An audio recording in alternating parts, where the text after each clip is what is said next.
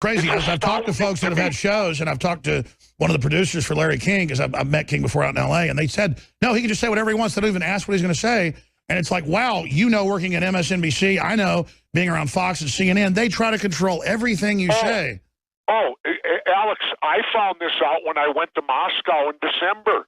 When Vladimir Putin spoke that night at the 10-year anniversary, he stated he will never interfere artistically. He will never interfere with anything we want to talk about. But we hear from our media, he totally controls the media. Oh, it's the opposite. I'm going there for freedom. I can't even talk here. It's the Russians who are giving me free speech to Jesse Ventura. Well, that's because they've already been to the bottom, and we haven't hit the bottom yet, and I don't wonder how far. Well, the point is they're embracing capitalism. When I was over there, they're embracing it so much, Alex. All stores are open 24/7. Now, that's competition. Everything's open all the time. Amazing, amazing. Well, I can't wait. I saw. Alex, is that not embracing capitalism? I know they have lower taxes than we do. You can go out at 3 in the morning and buy a tuxedo. Someone will be there to wait on you. That's crazy. I've talked to folks. They're really trying to rebuild Russia. And look at how the West has got all these sanctions and moving weapons in. Did you see Putin come out and warn the press of nuclear war? And the Chinese president just Monday warned of war with the United States. And again, I don't defend the Communist Chinese. They're a terrible government, but their people are good. But it's true that the West is really moving in up against their borders. It's also a fact. I heard Putin speak. He was getting grilled by a BBC guy. And the guy was grilling Putin on Russia's aggression. And Putin was so cool and calm. He said, well, let's put this into common sense for a moment, if we can. Russia has 2 bases military outside of Russia. 2 or 3, yeah. The United States has 178? Big ones. It's like 500. Something like that. About 500. And like Putin said, using common sense, who's the aggressor? I mean, come on. We got military. I'm for closing them bases and bringing our young men and women home where they belong. And then if you want to have them guard our border, let's do it with the U.S. military. Well, that's what they're supposed to do in the Constitution. You know? Well, that's what I'm advocating. If you're worried about our borders, let's have the military truly protect America. Yeah, walls are not going to do it. I mean, I like Trump, but the wall thing, just build a bigger ladder or dig under it. I mean, give me a break. Jesse Ventura is our guest. Stay with us. We'll be right back. Well, talking to my good friend Jesse Ventura during the break, and I say good friend because he just is a really good guy. He's been through so much demonization, so much disinfo. They were scared of him running for president. Well, he was just telling me, you know, he never really made it announced, but he's not running for president. He was telling me why. And I want him to spend some time talking about that, the state of the world, and where he sees things are going. So, Governor, if you don't mind, repeat what you were just telling me during the break. Well, I took hard consideration to run, Alex. The Libertarians contacted me on 2 occasions and invited me to their big convention in Orlando. But I chose not to go because I sat down with my wife and we talked, and here's how I felt. I'm 65. It's my birthday. I go on Medicare today. Ain't that wonderful? Happy birthday. I didn't know it was your birthday. You're welcome. Thank you, I should say. Yeah, anyway, though, okay, I run and I run to win. And I truly think I could have won in light of the fact that both these candidates have negatives that are, over 50%. But that aside, I had it in my gut to run. I wanted to debate him. I'd love to take him on. But where I fell short in my heart was I didn't feel at this time in my life that I wanted to give 100% till age 70 minimum. And you got to do it. And I just didn't feel I could do that. If it was 10 years ago, I would have did it. But at this point, personally, in my life, I know I got only a finite number of years left, and as you get older and go on Medicare, it actually becomes more apparent to you, believe it or not. And I just couldn't bring myself to dedicate the 100% needed to do that. And my wife did not want me to run, and she's been with me 41 years, and I always say this, I will pick her over any elected official position. Oh, she's a great lady. Any of them. Absolutely, but expanding on why you're very close to doing this big show with RT, RT globally is much bigger than CNN. Hundreds of millions of viewers. I mean, it's really amazing. It's second only to the BBC now in the world. It's like in 800 million homes throughout the world. Which shows how discredited our media is. CNN used to be one of the biggest. Now no one will carry it overseas. I mean, we're so distrusted. So let's talk about that. You were saying you have a larger mission than just trying to be U.S. president. Well, when I chose not to run for president, this December I made a trip to Moscow on behalf of RT, because RT and I are going to work together, Russian television, I hope. We're very close right now to doing the deal. And I'm getting older, and, you know, you choose the things you want to do or the legacy you want to finish your life with. And I was so impressed with the Russian people when I went over there meeting the common people. And it bothered me so much having parents who fought side by side with the Russians as allies in World War II. My father spoke very highly of the Russians he met and knew.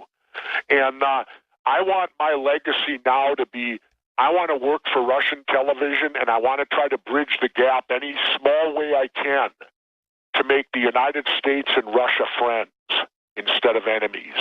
We should be friends, not adversaries or enemies anymore.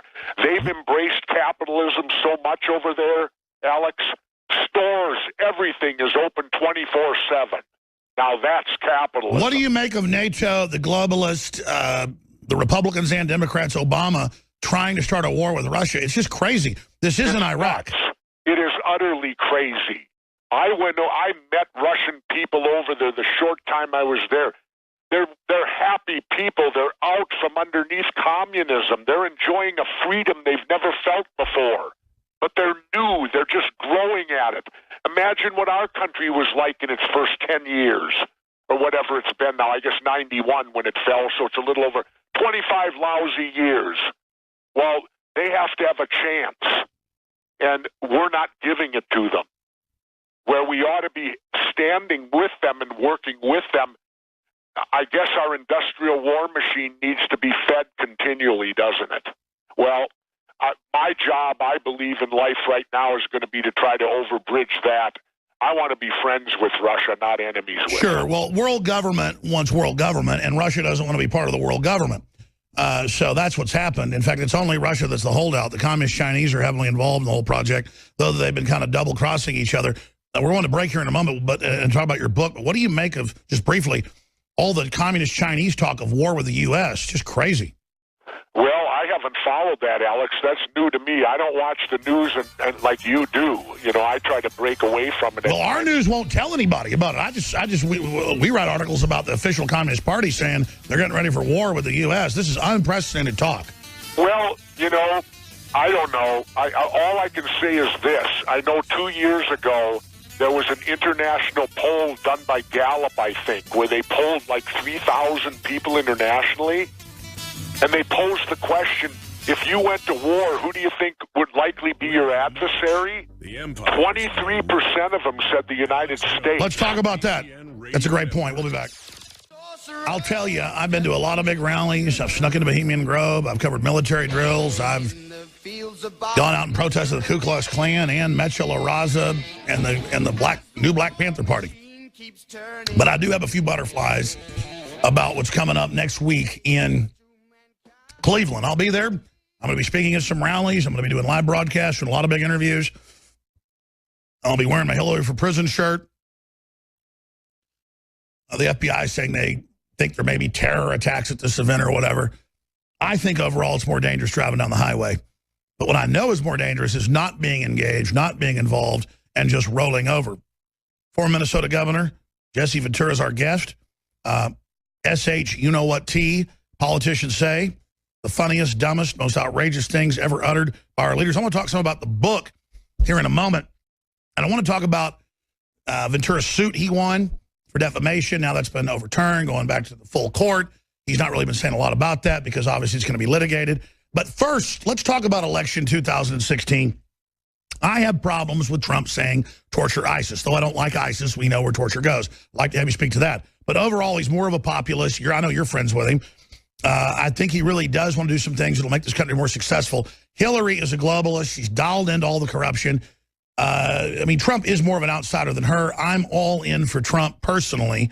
What is your view on 2016 and where this is going? And what is your prediction, Jesse Ventura? Well, for me, it's what I want to see happen is this. You got two candidates here, Trump and Hillary, whose negatives are the highest in history. Their negatives are higher than their positives. Their negatives are up 60-some% and all that. I think it opens the door, finally. Let's have debates and let's include Gary Johnson of the Libertarian Party and give people an alternative to where they can say no to these two parties and yes to a third alternative finally in this country. I'm hoping this happens, Alex. I'm hoping Gary Johnson does well enough that he wins his home state, maybe squeaks out somewhere else, and then Trump and Hillary both split the Electoral College so that nobody gets elected. And then maybe out of the 2016 election, they'll do away with the antiquated Electoral College system and go back to a one that says if you get the most votes, you win. Well, that's a great point, because I understand states that have a lower population not wanting to be slaves of a bigger state, and I get the two senators being sent, but then the House being apportioned. But what I don't like is the 1972-78 rules where the Dems and the Repubs can sit there, the Crips and the Bloods, as you call them, can sit there and say, oh, we don't care about your popular vote. We're just going to give this to whoever we want, like George Will wrote, the sovereigns of the party. Well, the Republicans so far have failed. I talked to Roger Stone today. He was being summoned by Trump, so he couldn't come on today. But he's going to be on this, obviously, in studio coming up at the RNC. But they tried to steal it from Trump. They succeeded with Sanders. And I just can't believe even CNN admitted, well, the AP is overseeing the election, and they met with the superdelegates who said they were going for Hillary. So they agreed to call it for Hillary and not look at the votes in California. That was so surreal for me to see them openly say the popular vote didn't count. Well, let's just go back to every other election. If you go for mayor, governor, congressman, senator, he who gets the most votes wins. Yet in 2000, Al Gore got 500,000 more votes, yet George Bush was the president. Now, that's insane. How can you get the most votes and lose? It's insane. And the reason you got the Electoral College initially was because they had to do it. They had to ride by horseback to Washington to elect the president, so they had to send delegates. Well, when's the last time anybody went on horseback to Washington? What do you think of the arrogance of the Dems and Republicans claiming they could just ignore the popular vote openly? I mean, this has been pushed out in the open is what I'm saying. Yeah, it's horrible. And the point is, why isn't Gary Johnson, we haven't seen a third party since Ross Perot in 92 up on that stage. Why? What's wrong with having a third or a fourth? Have four people up there, and then people can look at all four of them, or three.